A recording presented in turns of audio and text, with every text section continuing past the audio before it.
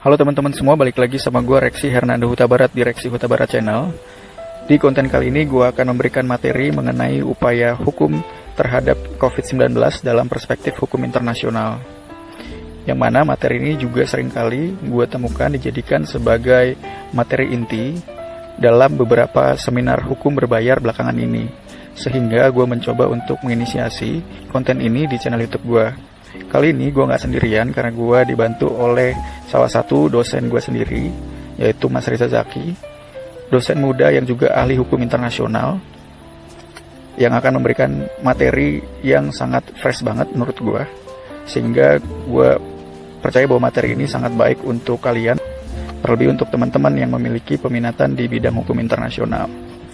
Semoga materi ini bisa menambah pengetahuan dan bermanfaat. Selamat mendengarkan. Halo, saya Zaki. Saya dosen dari Universitas Bina Nusantara dengan kajian hukum internasional. Saya diminta oleh Reksi pada kesempatan hari ini untuk bisa menjelaskan tentang kegaduhan yang muncul di tengah COVID-19 mengenai upaya beberapa negara untuk meminta pertanggungjawaban negara terhadap Cina. Karena Cina dianggap sebagai pusat atau epicentrum dimulainya dari epidemi COVID-19 di dunia, dan lebih dari 240 negara hari ini harus berjibaku dan berjuang untuk bisa keluar dari kegentingan epidemi COVID-19. Dan dari situlah kemudian muncul kerugian negara yang jumlahnya luar biasa.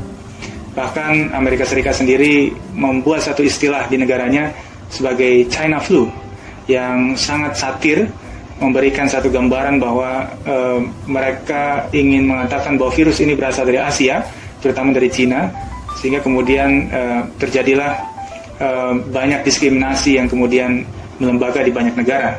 Dan ini kemudian masuk ke dalam satu etape rasisme baru, ya, dengan memperlakukan orang-orang yang berasal dari negara-negara yang merupakan epicentrum COVID-19 menjadi teralienasi secara publik. Oke, saya akan mulai dengan bagaimana sebenarnya WHO itu mencoba untuk membangun peningkatan kapasitas global dalam urusan menangani epidemi semacam ini.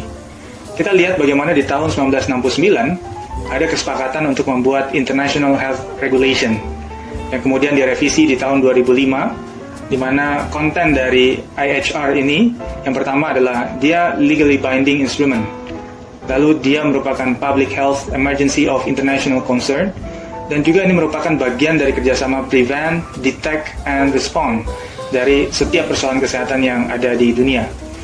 Lalu kemudian di tahun 2007 ada 196 negara yang tercatat terlibat dalam kesepakatan ini. Di tahun 2016 kemudian ada evaluasi sukarela, ada 19 technical areas, dan ada self-assessment dan penilaian eksternal yang kemudian dilakukan. Bahkan di tahun 2019, Indonesia memiliki rencana aksi nasional tentang ketahanan kesehatan sampai dengan 2024. Jadi lebih dari 100 negara telah melaksanakan tentang pedoman IHR ini.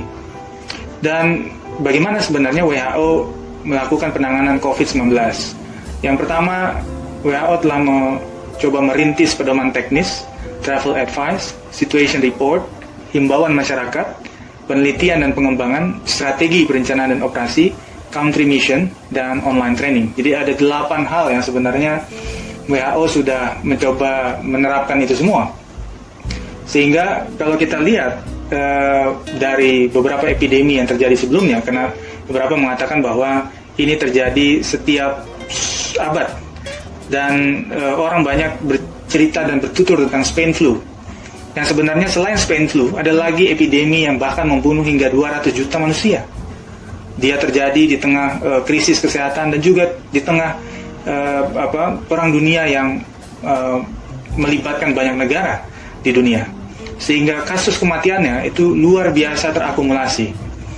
Jadi COVID-19 pada kondisi hari ini itu jauh lebih kondusif karena kita tidak terjadi pada posisi sedang menghadapi perang dunia. Itu yang pertama. Tetapi dari sisi ekonomi kita melihat memang ini jauh lebih mengkhawatirkan. Bahkan beberapa ekonom mengatakan bahwa krisis ekonomi di tengah COVID-19 itu jauh lebih hebat dibandingkan krisis yang terjadi pada tahun 2008 dan 1998. Bahkan kalau ini tidak berhenti sampai dengan Desember atau bahkan sampai dengan 2021, ekonomi kita akan menghadapi negatif 0,3% sampai dengan 0%. Ya. Walaupun ada data yang mencengangkan beberapa waktu terakhir di mana rupiah kita bukan melemah, justru menguat. Walaupun sempat di awal-awal penerapan work from home, rupiah kita sempat melemah bahkan sampai menembus Rp17.000 terhadap dolar, yang juga hampir-hampir mirip dengan tahun 1998. Tetapi paling tidak ada data yang cukup mencengangkan antara pertumbuhan ekonomi dan juga penguatan rupiah terhadap dolar. Karena kondisi Amerika Serikat menjadi epicentrum dari COVID-19 di dunia, melampaui Italia, Spanyol, bahkan Cina itu sendiri. Kita lihat misalnya statistik global, bagaimana kasus konfirmasi itu mencapai 3.595.662, dengan kasus meninggal 247.652. Ini menunjukkan bahwa angka kematian mencapai 6,9%. Dan negara yang terjangkit itu sudah lebih dari 240 negara. Dengan negara yang mengalami local transmission itu sudah lebih dari 185 negara. Dan di Indonesia sendiri, angka yang terkonfirmasi positif COVID-19 itu terus meningkat. Bahkan DKI Jakarta sebagai epicentrum dari COVID-19 itu juga belum mengalami grafik yang melandai, tetapi kondisi itu terus meningkat beriringnya waktu. Nah, sampai kemudian baik G20 bahkan para filantropis itu mencoba untuk memberikan donasinya terhadap penelitian vaksin COVID-19 yang nilainya sudah luar biasa. Bill Gates itu mengeluarkan lebih dari 3 triliun rupiah. Karena semua percaya bahwa hanya satu cara untuk menyelesaikan COVID-19 ini, yaitu adalah vaksin. Yang Bill Gates mengatakan paling cepat itu hanya bisa dicapai di tahun 2021. Kembali lagi dengan bagaimana pertanggungjawaban negara, terutama Cina, yang kemudian secara kolektif beberapa negara yang dipimpin oleh Amerika Serikat itu berupaya untuk bisa meminta pertanggungjawaban Cina. Kita perlu tahu bahwa Amerika Serikat memiliki kepentingan yang sangat besar dengan krisis ekonomi yang dihadapi hari ini, ditambah lagi dengan hutang yang dimiliki oleh Amerika Serikat terhadap Cina. Dia ingin mencoba memanfaatkan momentum agar hutang-hutang yang tercatat di Cina itu bisa diputihkan melalui kasus COVID-19. Oleh karena itu kemudian Donald Trump, Amerika Serikat itu berupaya untuk bagaimana caranya menjadikan Cina sebagai public enemy pada saat ini. Dan kalau kemudian kita berkaca pada konteks hukum internasional, maka ada 3 hal yang perlu kita pahami bersama. Yang pertama adalah Internationally Wrongful Act of State, lalu kemudian ada adversarial, litigation dan compensation, dan ada inquisitorial atau fact-finding. Nah, ini 3 hal yang kemudian harus menjadi argumentasi awal tentang kita melihat bagaimana pertanggungjawaban hukum internasional dalam konteks ini. Dan jangan lupa untuk kemudian kita mencoba membedah bagaimana WHO Constitution, ya. Kita lihat pada pasal 21 sampai dengan 22 dalam WHO Constitution. Dari situ kita melihat bahwa Cina telah melakukan pelanggaran, ya, terhadap IHR, ya, yang memberikan interpretasi, ya, atau aplikasi terhadap WHO Constitution, ya.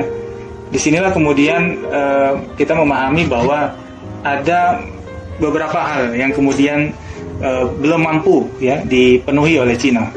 Lalu kemudian kita lihat di dalam pasal 63 sampai dengan 64 dari WHO Constitution, ya, seharusnya Cina itu mampu memprovide data statistik dan laporan epidemiologi kepada WHO secara transparan. Cina juga dianggap melanggar pasal 6 sampai 7 dari IHR untuk mengkomunikasikan secara akurat dan secara padat mengenai detail tentang informasi kesehatan publik yang terjadi melalui Cina dan juga beberapa negara yang kemudian terjangkit, ya, akibat adanya kontak langsung dengan Cina, baik itu negara tetangga seperti halnya Hong Kong dan Taiwan, ataupun kemudian yang melakukan aktivitas keluar masuk di negara Cina dan kota-kota yang menjadi epicentrum dari COVID-19. Nah, dari situ kemudian kita bisa melihat bahwa dalam konteks WHO Constitution dan IHR itu Cina sudah masuk dalam pelanggaran dari beberapa pasal yang dimaksud. Lalu bagaimana dengan peran International Court of Justice? Ya, kita bisa melihat bahwa ICJ itu merupakan anggota dari PBB, ya, dan ada 74 negara yang secara unilateral mendeklarasikan tentang yurisdiksi dari ICJ. Ya, hanya 74 ya dari sekitar 190 negara anggota PBB. Lalu kemudian apabila negara-negara anggota PBB mencoba untuk membawa kasus Cina ini ke dalam ICJ, tapi kemudian Cina itu menolak, ya, karena sudah pasti menolak, gitu ya, maka langkah berikutnya biasanya yang kemudian dikeluarkan adalah resolusi PBB. Persoalannya, resolusi PBB biasanya hanya keluar kepada negara-negara yang dianggap tidak terlalu kuat. Contohnya Iran, Korea Utara yang sempat kemudian mengalami, ya, mendapatkan resolusi PBB kaitannya dengan perkembangan riset mereka di bidang nuklir. Maka yang kemudian bisa ditempuh adalah dengan forum prorogatum, di mana mereka bisa melakukan upaya secara diam-diam, ya, di luar dari pengakuan yurisdiksi untuk bisa memberikan semacam sanksi atau penerapan kepada Cina itu sendiri. Tetapi di tengah situasi yang muncul saat ini, Cina sendiri pun merupakan epicentrum COVID-19. Artinya Cina sebenarnya juga mengalami krisis ekonomi. Jadi hari ini tidak ada satupun negara adikuasa yang bisa menunjukkan bahwa negaranya 0% dari COVID-19. Bahkan tidak ada satupun negara hari ini ataupun individual yang sudah bisa menghasilkan vaksin COVID-19. Yang kemudian itu bisa diduga sebagai upaya dari komoditas bisnis yang dilakukan, menciptakan penyakit, virus, lalu kemudian membuat vaksinnya. Sampai sejauh ini hal-hal itu atau fact findings belum bisa ditemukan. Maka rekomendasi yang kemudian bisa diambil dari kasus pertanggungjawaban negara, terutama kepada Cina, adalah mirip dengan kecelakaan pesawat terbang. Yang kita inginkan hari ini bukan menjatuhkan sanksi kepada Cina, Amerika, Indonesia, atau negara manapun. Tetapi yang kita inginkan adalah apabila mengambil contoh kecelakaan pesawat terbang, yang penting adalah memberikan rekomendasi agar kemudian ke depan, ya, pesawat terbang, maskapai, manajemen itu bisa melakukan mitigasi yang lebih baik. Itu pun yang kemudian ingin saya rekomendasikan, bahwa yang terpenting dari hukum internasional ini adalah memberikan rekomendasi tidak hanya kepada Cina, tetapi kepada semua negara yang terlibat pada COVID-19 agar bisa lebih prudent, lebih hati-hati dalam menangani tata cara mengenai public health yang terjadi hari-hari ini. Sehingga Cina dalam hal ini itu tidak perlu dijatuhkan sanksi dengan misalnya membayar kerugian terhadap terjadinya krisis ekonomi dan krisis kesehatan yang dialami oleh lebih dari 240 negara, karena secara logika itu sangat tidak mungkin. Tetapi yang perlu dibangun adalah bagaimana rekomendasi ini bisa dijalankan oleh seluruh negara, terutama negara-negara yang dianggap menjadi sumber dari penyebaran COVID-19, sehingga itulah yang menjadi solusi bagi kita untuk membangun kerjasama internasional kembali secara inklusif ke depan. Karena tanpa kerjasama internasional, maka pembangunan ekonomi, pembangunan kesehatan, dan tentunya membangun kembali kepercayaan publik internasional itu sangat sulit untuk dicapai. Karena kepercayaan publik internasional lah yang paling menjadi modalitas kita untuk kembali membangun kebutuhan dari masing-masing negara ini. Terima kasih.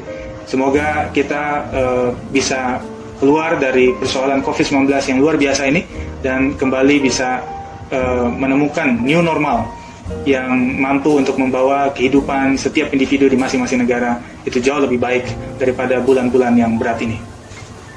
Thank you banget Pak Zaki karena sudah bersedia memberikan materi yang komprehensif buat kita semua. Semoga materi ini bisa berguna untuk berbagai keperluan, baik keperluan ilmiah ataupun pengetahuan. Konten-konten sejenis akan juga di-upload di Instagram @rextalk, REXTALKS. Nanti akan gue sertakan linknya di kolom deskripsi. Silahkan follow untuk mendapatkan podcast hukum lainnya. Dan kalau ada rekomendasi konten-konten apa atau materi apa yang bisa gue bahas di podcast hukum selanjutnya, silahkan komen di kolom komen. Jangan lupa juga untuk like dan subscribe supaya kalian punya notifikasi ketika gue upload video terbaru. Sampai berjumpa di video berikutnya. Bye-bye.